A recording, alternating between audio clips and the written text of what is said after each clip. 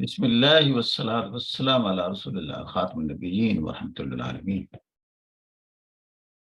آج ہم بات کریں گے ایک ایسے معاملے سے جس کا ہم سب کا تعلق ہوتا ہے کہ کچھ لوگ جیلس ہوتے ہیں کسی دوسرے کی کامیابی سے۔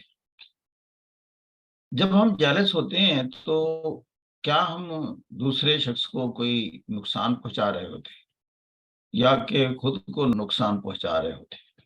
اس کو تو کوئی فرق نہیں پڑتا۔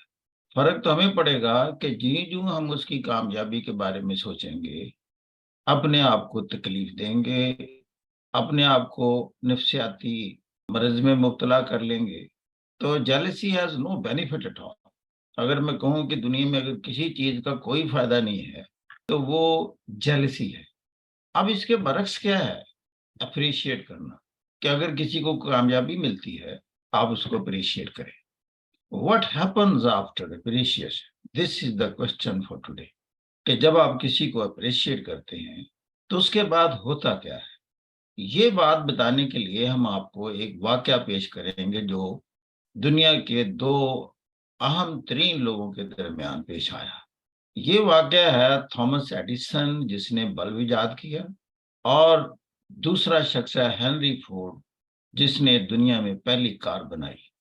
واقعہ یوں ہے کہ تھامس ایڈیسن بلب تو ایجاد کر چکے تھے، لیکن اس کے بعد وہ اس کوشش میں تھے کہ میں بجلی سے چلنے والی کار بناؤں، اور اس نے اپنی فیکٹری میں ایک نوجوان بھی امپلائی کیا، اور وہ نوجوان ہنری فورڈ ہی تھا۔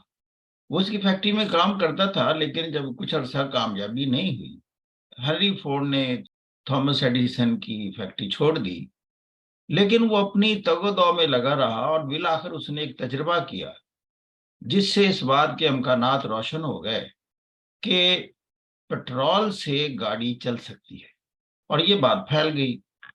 جو ہی پھیلی اور تھامس ایڈیسن کے کانوں میں پڑی کہ ایک نوجوان ہے، اس نے سنا ہے کہ ایک تجربہ کر لیا جس سے پٹرول سے کار چل سکتی ہے۔ اس نے نیو یارک میں اس کو مدعو کیا کہ میں اس کو انٹرویو کرتا ہوں، اس سے پوچھتا ہوں کہ شوق تو میرا بھی بڑا تھا، خواہش تھی کہ میں کار بجلی سے چلنے والی بنا رہا ہوں، لیکن یہ نوجوان کو میں دیکھتا ہوں کیسے اس نے ممکن کیا۔ تو ملاقات ہوئی، جب سوالات کیے تو اس کو یقین ہو گیا کہ یہ جتنا پیشنیٹ ہے یہ نوجوان، اور جو بھی میکانزم اس کے ذہن میں ہے، تو یہ یقیناً کامیاب ہو جائے گا۔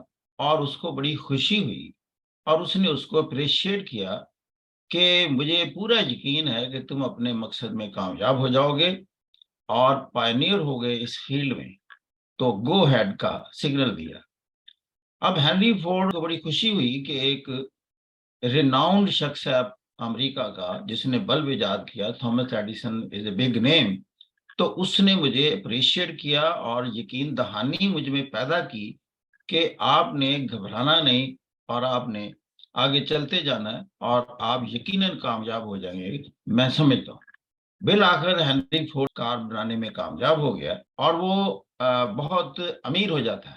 تو ہوتا یہ ہے کہ 9 دسمبر 1914 کو ایڈیسن کی کمپنی میں آگ لگ جاتی ہے۔ تو اس وقت ایڈیسن جو تھا وہ 67 ایئرز کا ہو چکا تھا۔ اگرچہ اس کی فیکٹری انشورڈ تھی، لیکن لیس اماؤنٹ پر انشورڈ تھی۔ جو اس کو پیسے ملے وہ اس قابل نہیں تھے کہ وہ اپنی فیکٹری کو دوبارہ تعمیر کر سکتا۔ یہ بات جب ہنری فورڈ تک پہنچی تو اس نے ایک $7,50,000 کا چیک ایڈیسن کی خدمت میں پیش کیا، اور کہا کہ اگر آپ کو مزید بھی ضرورت ہو تو آپ مجھ سے لے سکتے ہیں۔ وقت کے ساتھ ساتھ جو تھامس ایڈیسن ہے وہ اتنا کمزور ہو جاتا ہے کہ ڈاکٹر کہتے ہیں کہ آپ اپنے پاؤں پر نہیں چل سکتے، اب آپ کو ویل چیئر کے سہارے ہی زندگی گزارنا پڑے گی۔ تو تھامس ایڈیسن نے ویل چیئر لے لی۔ جب ہنری فورڈ کو معلوم ہوا کہ وہ اب چل پھر نہیں سکتا اور ویل چیئر سے گزارا کرتا ہے، تو اس کے دل میں جو محبت اور عزت تھی ایڈیسن کی، اس نے اس کو مجبور کیا کہ اس نے اس کے ساتھ والا مکان ہی خرید لیا۔ اور اس میں اس نے اپنی رہائش شفٹ کر لی، اور پھر اس نے خود ایک ویل چیئر خریدی ہنری فورڈ نے، جبکہ اس کی ٹانگیں کام کرتی تھی، اور وہ روزانہ پھر تھامس ایڈیسن کے پاس جاتا تھا اور ویل چیئر کے ساتھ کہتا تھا کہ ہم دونوں آؤ ریس لگاتے ہیں۔ جو بات دراصل ہم کرنا چاہتے ہیں وہ یہ کہ یہ سب کچھ کیسے ممکن ہوا۔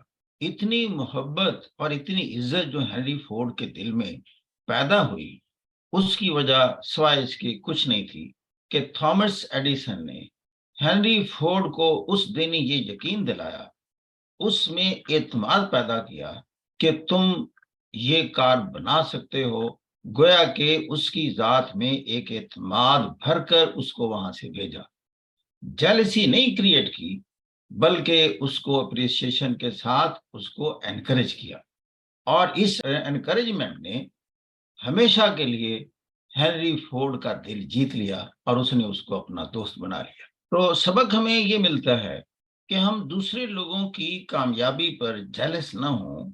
اگر ہم ریس نہیں جیت سکتے تو اپنے سے آگے دوڑنے والے کے لیے موقع کریٹ کریں کہ وہ ریکارڈ کو بریک کر دے، کیونکہ اگر کوئی موم بتی سے دوسری موم بتی جلتی ہے تو پہلی موم بتی کی روشنی میں کبھی کمی واقع نہیں ہوتی۔ Thank you very much for listening.